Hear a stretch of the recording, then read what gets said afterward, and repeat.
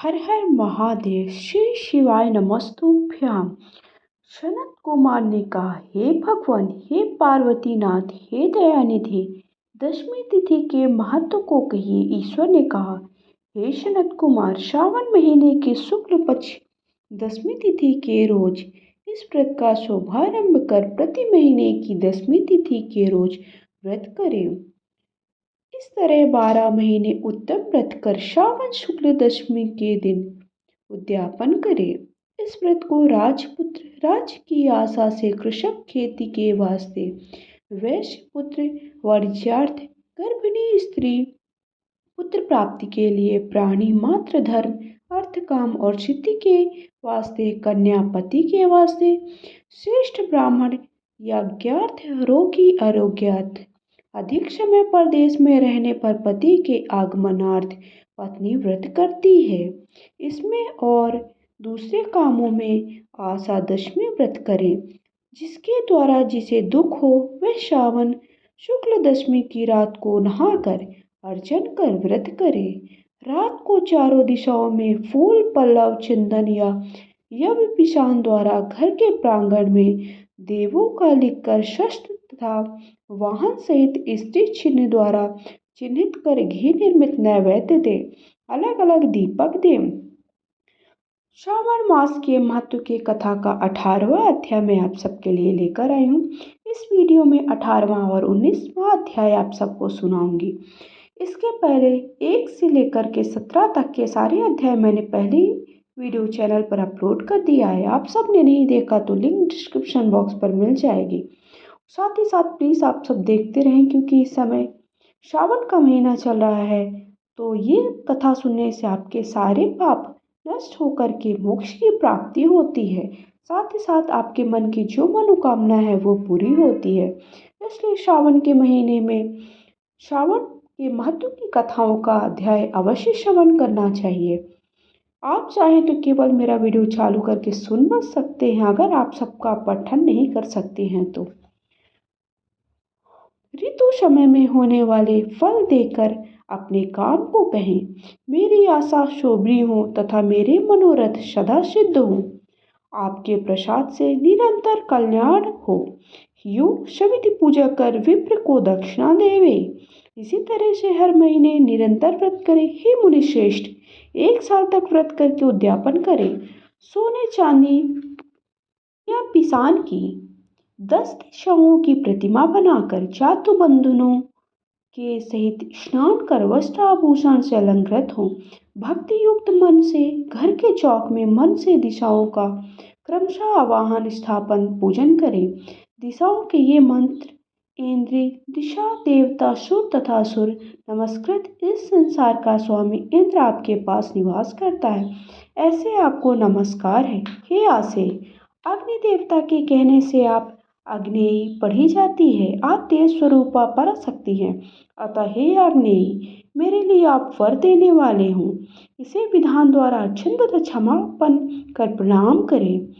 मित्रों तथा इष्ट बंधुओं सहित भोजन करें। हे तात, इस तरह आदर से जो दशमी व्रत करता है वह स्वेच्छानुसार सब इच्छा को प्राप्त करता है। इस सनातन व्रत को निश्चित रूप से स्त्रियों को करना चाहिए। बोलिए श्री शिवाय नमस्तुभ्यम। ओम नमः शिवाय। तो श्रावण मास के 18वां अध्याय का वाचन मैंने आप सबके सामने कर दिया है। अभी मैं 19वां अध्याय प्रारंभ करती हूँ। उसके पहले बोलिए हर हर महादेव। ईश्वर ने कहा, हे महामुनि, श्रावण महीने के दोनों पक्षों की एकादशी तिथि के रोज जो कार्य करना होगा उसे मैं कहूँगा, उसे आप सुनिए। हे वत्स, इस व्रत को मैंने आज तक किसी को भी नहीं कहा है, आपसे कहूँगा, आप एकाग्र मन से होकर सुने। दशमी के रोज सुबह नहाकर तथा संध्या कर पवित्र हों। गुरुदेवों की आज्ञा से वेदता, पुराण ज्ञाता जितेंद्र तुझों का पूजन करें। देव देवेश भगवान विष्णु की 16 उपचारों से पूजन करें। प्रार्थना करें कि हे पुंडरीकाक्ष, मैं दूसरे रोज आने वाली एकादशी का व्रत निराहार करूँगा, उसके अन्य रोज भोजन करूँगा। हे अच्युत, आप मेरे रक्षक हो। हे वत्स, उस रोज गुरुदेव तथा अग्नि के समीप नियम कर भूमि पर सोवे। उस दिन बिस्तर पर ना सोए। काम और क्रोध को छोड़कर एकादशी के दिन सुबह भगवान केशव का मन में चिंतन कर रास्ते चलते वक्त व्रता करते हुए आदि सब काम करें। श्रीधर इस वाक्य को कहें, हे वत्स, 3 रोज तक पाखंडी आदि के साथ वार्तालाप और उनको देखना, उनकी वार्ता शाप भी त्यागे। हे वत्स, ऐसा करने मात्र से ही व्रत मोक्ष फलदाता हो जाता है। मध्याह्न के समय अर्थात संध्या के समय, शाम के वक्त पंचगव्य लेकर नदी आदि के सुंदर जल में आक्रोशी को स्नान करें। भगवान सूर्य को नमस्कार करें। श्रीधर की शरण में जाकर वर्णों के अनुसार अपने आचार से सब काम को कर घर जाएं। घर में आने पर श्रद्धा तथा भक्ति द्वारा भगवान श्रीधर का अर्चन पूजन करें। पुष्प, दीप, धूप, दीप अनेक तरह के नैवेद्यों से उनका पूजन करें। रात को गीत वाद्य तथा कथा सुनता हुआ जागे। तो रात को आपको गीत करना है, वाद्य करना मतलब गायन भजन करना है, भजन गाना है उनके, और उनकी कथाओं का श्रवण करना है, कथाओं को पढ़ना सुनना है। पहले कलश स्थापना करें। पंचरत्न और सोने को कलश में डालकर सफेद चंदन से पूजा करें। सफेद 2 कपड़ों से ढकें। देव देवेश की प्रतिमा को शंख चक्र तथा गदा युक्त कर सविधि पूजन करें। द्वादशी के रोज विद्वान सुबह अहिंक कर श्रीधर इस नाम को जपें। शंख चक्र गदाधारी भगवान देव की पूजा कर ब्राह्मण को सोने की दक्षिणा सहित कलश देवें। ये सारी चीजें हमें ब्राह्मण को दान में देना है। ब्राह्मण को इस घड़े के दान सहित मक्खन अवश्य दे। यह कहें कि हे भगवान श्रीधर प्रसन्न हो तथा मुझे उत्तम लक्ष्मी दे। यो कह जगत गुरु श्रीधर का अर्चन करें, उनका पूजन करें। श्रेष्ठ द्विजों को भोजन कराएं। स्वशक्ति के अनुसार जो आपकी क्षमता हो, जितना आप कर सके उतना आपको दक्षिणा दे। ब्राह्मणों को भोजन कराएं, नौकर समूह को भोजन कराएं, गाय को भूसा घास दें, स्वयं बंधु बांधव सहित भोजन करें। हे सनत कुमार, आपसे यह शुक्ल पक्ष एकादशी तिथि का व्रत मैंने कह सुनाया है।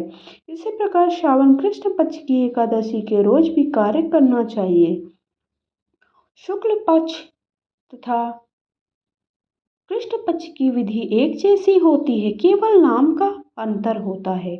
ईश्वर ने सनत कुमार से कहा, द्वादशी के रोज अर्थात पारण के दिन भगवान विष्णु के निमित्त पवित्रारोपण कहूँगा। देवी पवित्रारोपण में आपसे मैंने प्राय विधान कहा है। श्री विष्णु पवित्रोपण में विशेष विधि कहूँगा, उसे अच्छे से सुनिए, सावधान होकर सुने। हे महामुने, इसमें कौन अधिकारी है उसे भी सुने। ब्राह्मण, क्षत्रिय, वैश्य, स्त्री, शूद्र और स्वधर्म सहित सब भक्ति द्वारा पवित्रारोपण करें। ब्राह्मण अतो देवा इस मंत्र से पवित्रारोपण करें। स्त्री तथा शूद्र नाम मंत्र द्वारा हरि का पूजन करें। द्विज कत्रतायु इस मंत्र से स्त्री तथा शूद्र नाम द्वारा भगवान शंकर के निमित्त हरि का पूजन करें। सतयुग में मणि का, त्रेता में सोने का, द्वापर में रेशमी तथा कलयुग में रुई का निर्माण करें। सन्यासी मानसिक पवित्रारोपण करें। पवित्रों का शुभ बांस के पत्र में रखकर पवित्र कपड़े से ढक भगवान श्रीधर के सम्मुख रख कहें, हे प्रभु, हे गृहोलाभ पार्थ, ढका है देव। आपके प्रीतार्थ उस पवित्र को ढकने की विधि कहता हूँ। हे देव, मेरे काम में विघ्न ना हो। हे नाथ, आप मेरे दया करें। हे देव, सब तरह से मेरी आप गति। हे जगतपति, मैं आपको इस पवित्र द्वारा प्रसन्न करता हूँ। हे देवेश, आज से लेकर साल भर तक ब्रह्मनाशक काम क्रोध आदि न हो। हे देवेश, मेरी तब तक सुरक्षा करें, मेरी रक्षा करें। मैं आपका भक्त हूँ, आपको नमस्कार करता हूँ। इस प्रकार भगवान श्रीधर की प्रार्थना कर कलश पर रखे बांस के पात्र में रख नम्रता से पवित्र की प्रार्थना करें। पवित्र 1 साल तक की अर्चन से पवित्रार्थ आज विष्णु लोक से यहाँ तक आए हैं कि अर्चन आता है। आपको नमस्कार। हे देव, विष्णु तेज से उत्पन्न रमणी तथा सब पापनाशक, सब इच्छाओं के प्रदाता आपके शरीर में पवित्र को धारण करें। हे देवेश, हे पूरा पर पुरुषोत्तम, आप मेरे द्वारा निमित्त आपका पूजन करूँगा। मेरे आप पास हो, समीप हो। आपको नमस्कार है। हे देव, सुबह आपके निमित्त इस पवित्र को अर्पण करूंगा, फिर पुष्पांजलि दे रात में जागरण करूंगा। एकादशी के दिन अधिवासन कर द्वादशी के रोज सुबह पूजा करें। गंध दूर्वा चावल तथा हाथ में पवित्र को ग्रहण करके कहें, हे देव देव, आपको नमस्कार है। इस पवित्र को आप स्वीकार करें। पवित्र के निमित्त 1 साल तक पूजा के फल पद पवित्र को निवेदन करें। आप मुझे पवित्र करें। हे देव, मैंने जो कुछ आप पाप किया है, हे देव, हे श्रीश्वर, आपके सुप्रसाद द्वारा उस पाप से मैं पवित्र हूँ। मूल मंत्र द्वारा पवित्र का संपुटित कर दे। हे महानैवेद्य दे निराजन तथा प्रार्थना करें। मूल मंत्रों से अग्नि में घृत अर्थात घी तथा पायस द्वारा हवन करें। इसी मंत्र द्वारा पवित्र का विसर्जन करें। हे पवित्र, 1 साल मेरे पूजन को सविधि परिपूर्ण करे। हे पवित्र, विसर्जित हो, विष्णु लोक को जाऊं, यूं कह कर के ब्राह्मण को दे दे, ऐसा या जल में डाल देवे। हे वत्स, मैंने आपसे भगवान विष्णु की पवित्रारोपण की विधि कही है। बोलिए हर हर महादेव। तो श्रावण मास के महत्व का 19वां अध्याय भी समाप्त हुआ। तो इस तरह से मैंने श्रावण मास के महत्व की कथा का 18वां 19वां अध्याय आप सबको कह सुनाया है। वीडियो कैसा लगा कमेंट करके हर हर महादेव लिखें। सब भी फॉलो करें। धन्यवाद।